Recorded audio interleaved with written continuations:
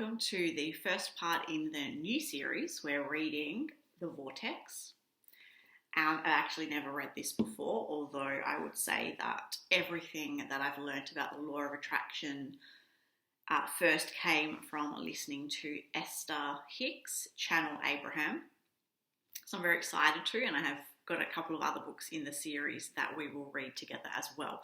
This one, I think we've all heard of the Vortex, especially if you're a fan of Abraham and Esther Hicks. This one is particularly about relationships, or as said here, where the law of attraction assembles all cooperative relationships. And the first part, which is a long part, is your vortex and the law of attraction, learning to attract joyous co-creators.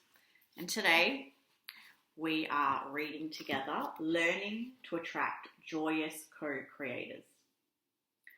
Your life is supposed to feel good to you. Before your birth, you knew that the primary component of your physical experience that would offer the greatest value for your personal and collective expansion and joy would be the component of the relationships that you would experience with each other. It was your plan to relish the diversity of your relationships and to choose from them the details that would make up your creations. And here you are. Before your birth, as you are making the decision to focus yourself into this leading edge time-space reality, it was your powerful intention to enjoy every moment of the process. You understood then, from your non-physical perspective, that you are a creator and that you are coming into an environment with enormous potential for joyful, satisfying experiences in creation.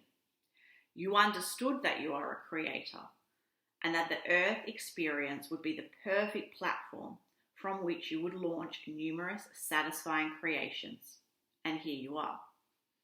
Before your birth into your physical body, you knew that once you were here, you would be surrounded by others, and that your relationships with those others would also be the primary source of the contrast you would live.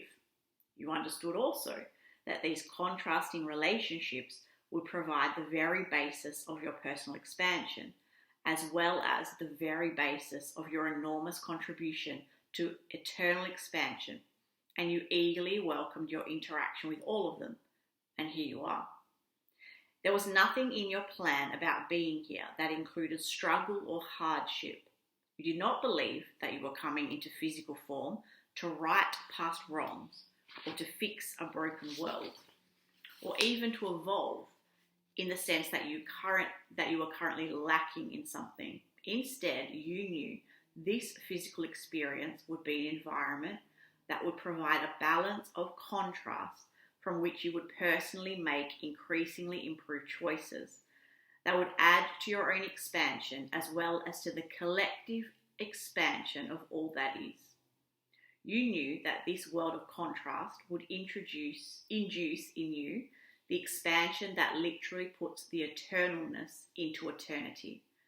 And your appreciation for the contrasting environment on planet Earth was enormous, for you understood that contrast is the basis of expansion, and that the expansion would be joyous. And here you are.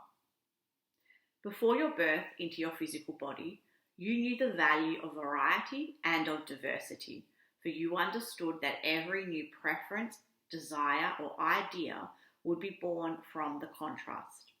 And you knew that this contrast not only provided the literal basis for expansion, but also the basis for your joyful experience. And most of all, you knew that your joyful experience would be the ultimate reason for every part of all this beingness. You knew that it all exists for the joyful moments that would constantly explode into your awareness along the way. And here you are. Before your birth, you understood contrast to be the variety for which you would make your choices. You knew that your surrounding environment would be like a dining buffet spread out before you from which you would choose, and that nothing about that environment was permanent because your constant new choices would cause it to continually change. And here you are. Before your birth, you understood that all choices are made by giving attention to something. You knew that you were about to focus your consciousness into a physical body and into a physical time-space reality, and that you would make your selections from the contrasting buffet of choices that would surround you by your attention, focus, or thought. And here you are. Before your birth, you understood that the earth environment, like all environments, physical and non-physical, is a vibrationally based environment which is managed by the law of attraction. That which is like unto itself is drawn. And you knew that your attention to any subject was your invitation for your personal participation with it. And here you are. Before your birth, in considering your physical experience on planet Earth, you did not request to be born into an environment of sameness or agreement, where all of the variety had already been considered and all of the decisions about how life would be lived had been made. For you were a powerful creator who was coming forth for the purpose of making your own decisions and of creating your own joyful experience. You knew that diversity would be your best friend and that conformity on every level would be the opposite. You literally dived in eagerness to find your bearings and to then begin to explore from your own personal, important and powerful viewpoint, your contrasting surroundings from which you would carve out your creations, and here you are. Many people express concern and frustration and at times anger and resentment that they did not retain conscious awareness of these pre-birth decisions. But we submit that you arrived in your physical body with something even more important intact.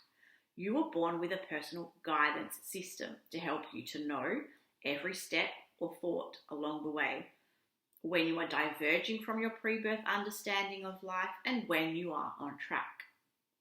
It is our desire that you become consciously aware of your own guidance system so that you can explore the new frontier of creation in alignment with the stability of your non-physical knowledge.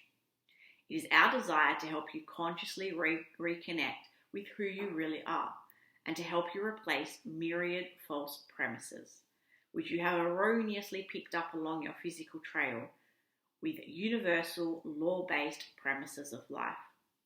It is our desire to help you to solve the mystery of seemingly impossible relationships, to sort out the details of sharing your planet with billions of others, to rediscover the beauty of differences, and most of all, to establish the most important relationship of all, your relationship with the eternal, non-physical source that is really you, and here we are. So I think that's a good introduction into a lot that you have undoubtedly heard Esther talk about time, or Abraham talk about time and time and time again, about contrast and its role with you as a creator, and that your whole intention for being here is for the joy of creating. And what is the contrast all about?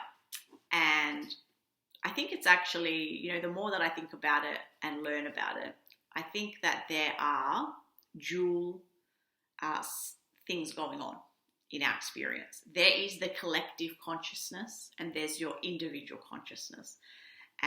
This I've also taken from listening a lot to Jason Brashears, who talks a lot about like why we are here and what the purpose is. In the collective consciousness, we are often really more concerned with conformity. We want more people to conform to our way of thinking, our way of being. We're more concerned with what is than what we are creating. The collective consciousness is the consciousness tapped into the news, into the life events going on, into the themes of the day, into the current thing, whatever it might be, and belonging to a group, conforming. Whereas everything that Abraham is talking about here is about your individual consciousness, and that is what you should be focused on. And that is all about absolute diversity, because each one of us is so different. even if we have similarities, and that you are not supposed to be focused at all on the collective consciousness. You're supposed to be only focused on your personal experience. This will unfold as we talk about it more and more.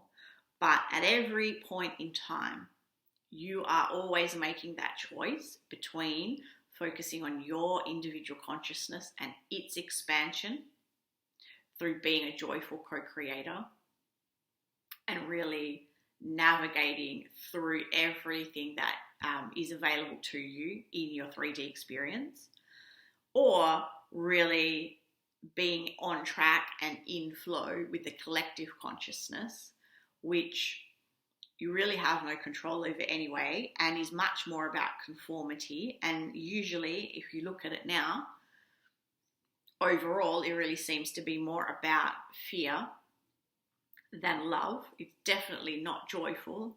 I don't really see anything, you might be able to tell me in the comments of something that you think is joyful, but I don't see any of that at all.